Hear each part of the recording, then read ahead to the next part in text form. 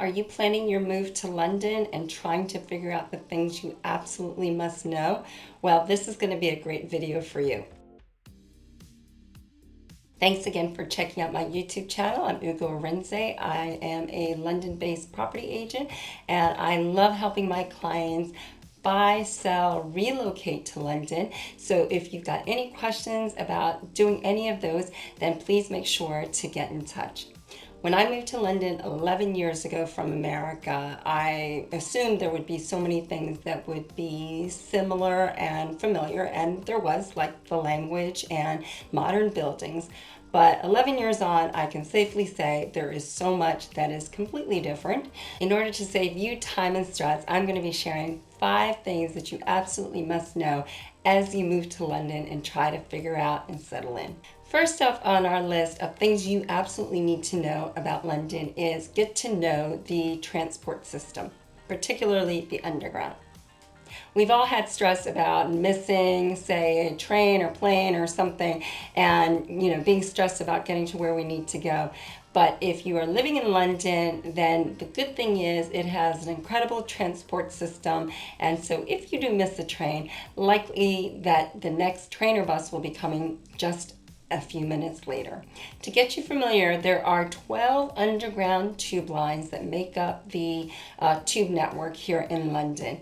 And I'm going to feature some of the most extensive that you might want to know. First up is the Central Line, which is the color-coded red on the tube map. It runs from northeast London and Epping in Essex into Ealing Broadway and West Ruislip in the west. It has 24-hour service on Fridays and Saturdays.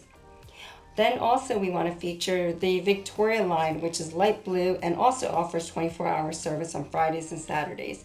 It's a really efficient line. It takes you from Brixton in southwest London to Walthamstow Central in the northeast via the West End. Also worth featuring is the Jubilee Line, colored gray on the map, and that travels between Stratford in East London to Stanmore in the suburban northwest via the Docklands, South Bank, and the West End. This is my absolute favorite line, as I think it has so many incredible stops along the way, including Baker Street, Westminster, Green Park, and even Canary Wharf.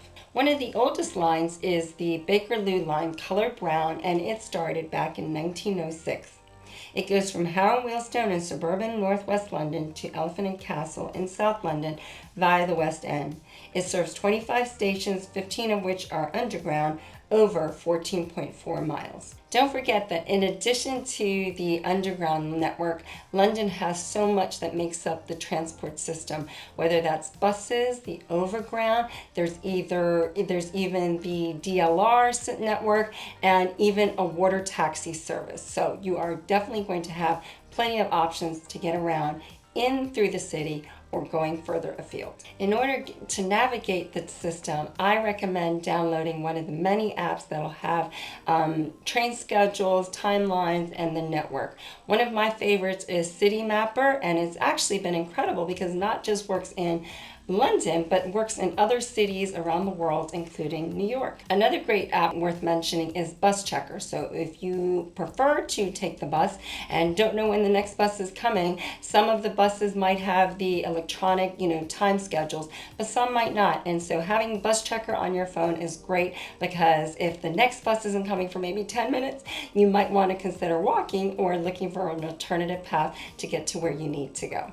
In addition to what I've mentioned, we're actually soon going to also have the Elizabeth Line, which is scheduled to open this year and will offer incredible east-west connections. If you want to know more about the Elizabeth Line, formerly known as Crossrail, make sure to check out my recent video on Crossrail, which will give you everything you need to know.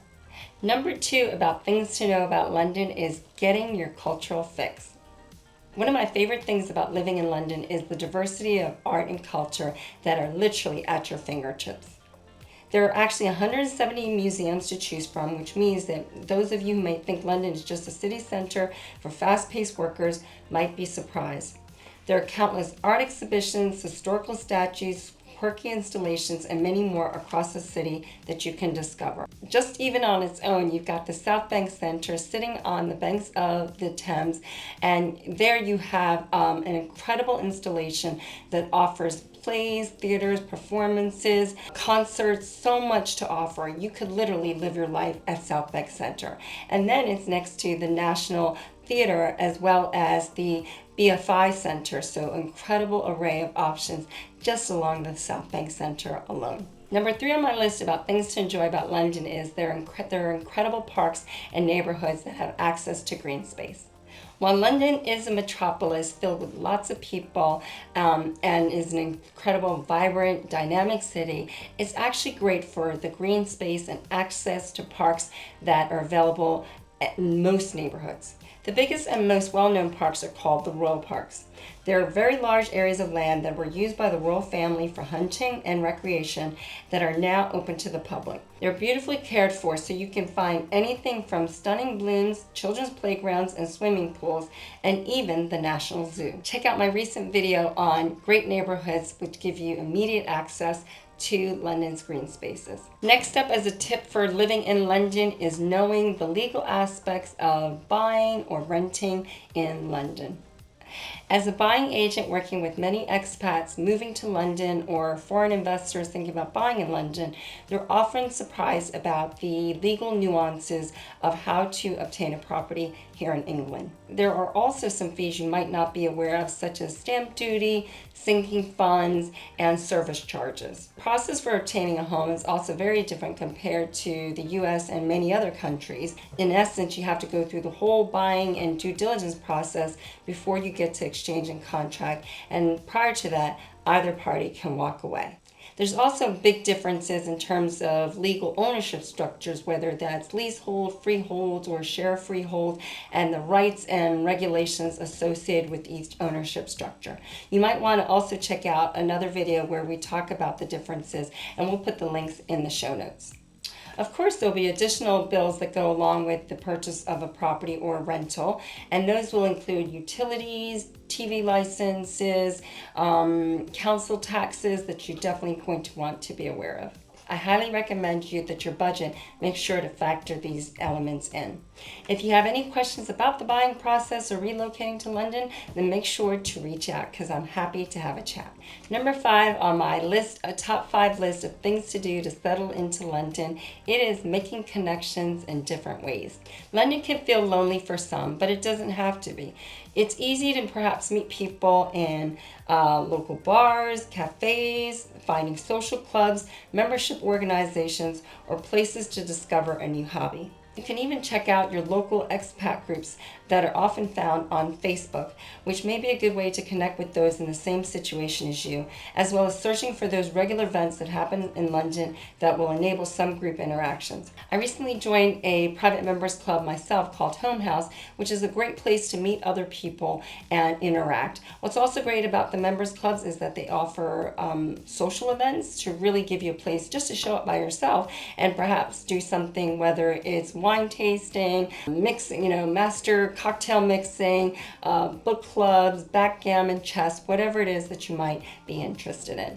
Some members clubs are oriented around specific industries, whether it's media and finance.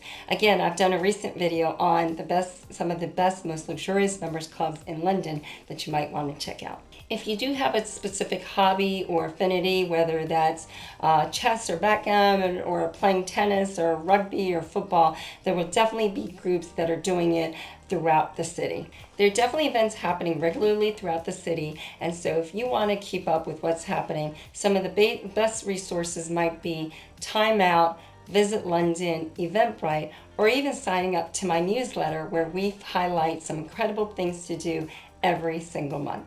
So those are 5 really good things that you're going to want to know about London before you move here and as you settle in.